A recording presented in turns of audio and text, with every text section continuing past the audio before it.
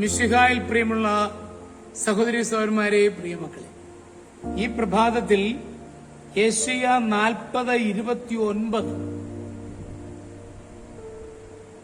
The book of Isaiah, chapter 40, verse 29.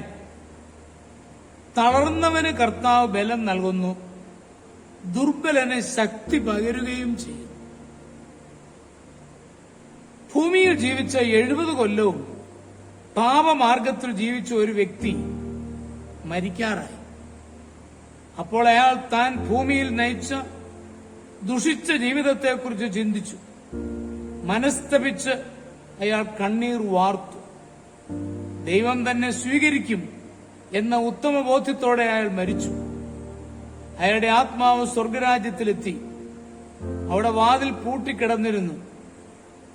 പാപി വിളിച്ചു പറഞ്ഞു, താക്കോൽ സൂക്ഷിപ്പുകാരാ, വാതിൽ തുറക്കൂ, അനുതപിച്ച ഒരു പാപി ഇതാ വന്നിരിക്കുന്നു. ഇവിടെ താങ്കളുടെ പേരില്ല. വാതിൽ തുറക്കാതെ പത്രോസ് പറഞ്ഞു. പാപി ദാവീദിന്റെ വാതിലിൽ മുട്ടി. അവിടെയും തുറന്നില്ല. വീണ്ടും അയാൾ ഉറക്കെ കരഞ്ഞുകൊണ്ട് വിശുദ്ധ യോഹന്നാന്റെ കവാടത്തിൽ മുട്ടി. ഈ പാപിക്ക് വാതിൽ തുറന്നു തരണേ, ദൈവം സ്നേഹമാണെന്ന് പഠിപ്പിച്ചത് അങ്ങാണ്.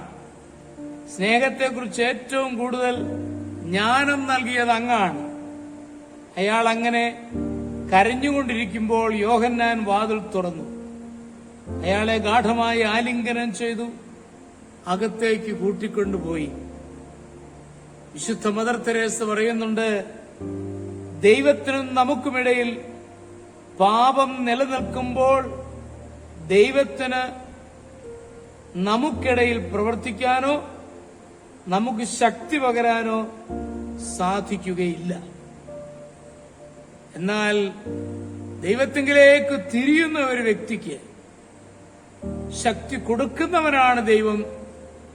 അതുകൊണ്ട് എങ്ങനെയെങ്കിലും എനിക്ക് ജീവിക്കാം എന്നുള്ളതല്ല, പിന്നെ ഏത് നിമിഷത്തിലും അനുതാപത്തിന്റെ കൃപ നമുക്ക് ലഭിച്ചാൽ നാം രക്ഷയുടെ കവാടങ്ങളിൽ അവർ തുറക്കപ്പെടും നമുക്ക് വേണ്ടി എന്ന് മനസ്സിലാക്കുവാൻ നമുക്ക് കഴിയണം. അതുകൊണ്ട് സമയം ഇനിയും വൈകിട്ടില്ല. ഏതവസ്ഥയിലുള്ള ഒരു വ്യക്തിയാണ് ഞാനെങ്കിലും അനുതപിച്ച് ദൈവത്തിങ്കിലേക്ക് തിരിയുവാൻ ഒരു തീരുമാനമെടുക്കുക ആവശ്യം. അതില്ലെങ്കിൽ ഞാൻ പരാജയപ്പെടും. നമ്മുടെ കർത്താവ് മിശിഹായുടെ കൃപയും പിതാവായ ദൈവത്തിന്റെ സ്നേഹവും പരിശുദ്ധാത്മാവിന്റെ സഹവാസവും പരിശുദ്ധ അമ്മയുടെ മധ്യസ്ഥതയും നിങ്ങളെല്ലാവരോടും കൂടി ധാരാളമായിട്ടുണ്ടായിരുന്നു, എപ്പോഴും എപ്പോഴും എന്നേക്കും. ആമേൻ.